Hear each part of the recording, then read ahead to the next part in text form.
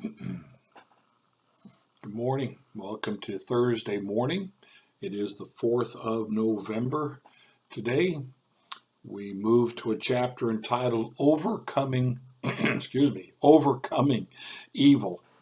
From Matthew 5, the verses that are noted are Matthew 5:39 through 42.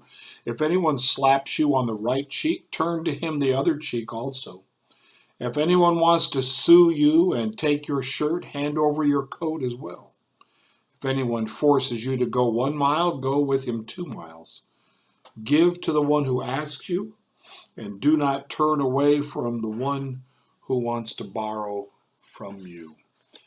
Our thoughts today come from E. Stanley Jones. I have a kind of a soft spot for E. Stanley. He was a early days missionary in India, and so these words are surely going to be good. I've noted several of his works in recent days. Jesus is not teaching passive resistance, but an active resistance on a higher level.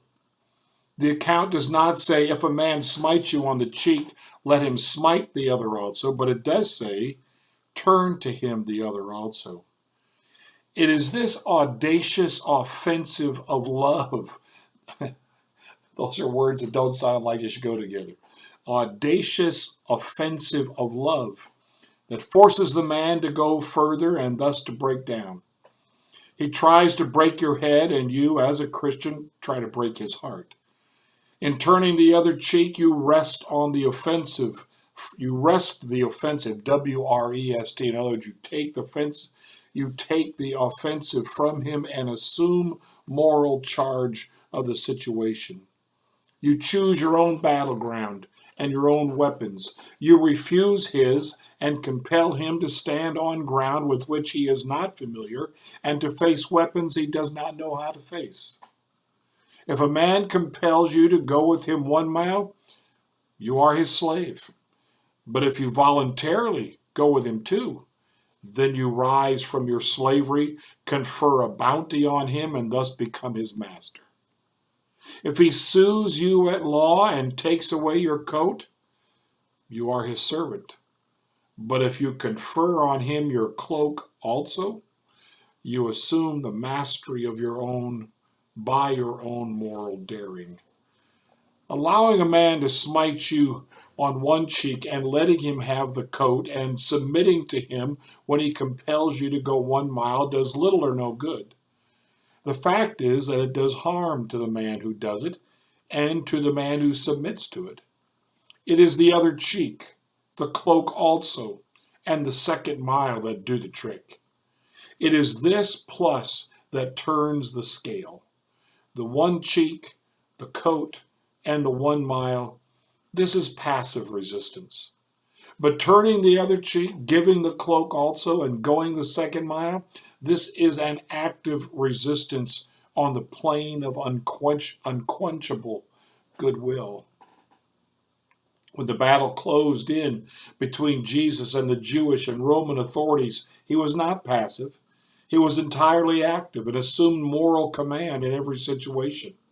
When they came to arrest him in the garden, and Peter with his sword struck off the ear of the servant of the high priest, using the same weapons as his enemies, Jesus rebuked Peter and pronounced the doom of those who came to arrest him with swords by saying, they that take the sword shall perish with the sword.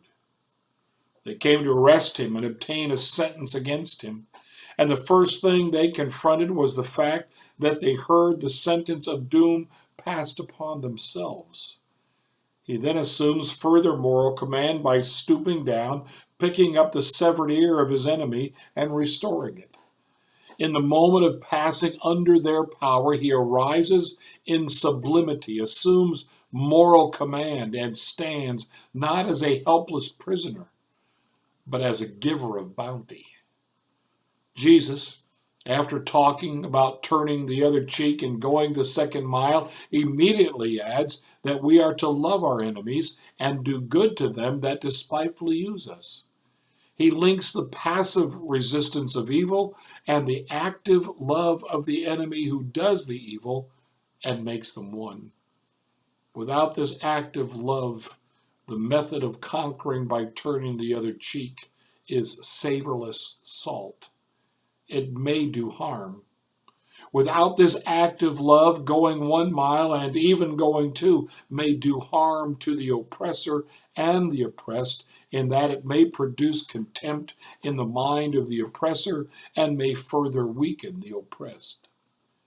One may allow himself to be smitten on the other cheek, but in his heart of hearts, he may be saying, "Yes, but I hate you and will get even with you if I can." That kills the active element that would work on the heart of the oppressor and renders the method sterile. Love gives the method life. That which made the death of Jesus different, in addition to the character of the sufferer, was the fact that out from him went an active love toward the men who put him to death, and which expressed itself in the prayer for his enemies, "Father, forgive them."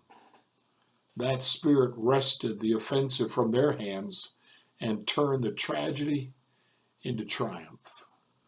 "Try this method of love on the tiger and see what will happen," said a questioner one day in order to floor me. He was quite right.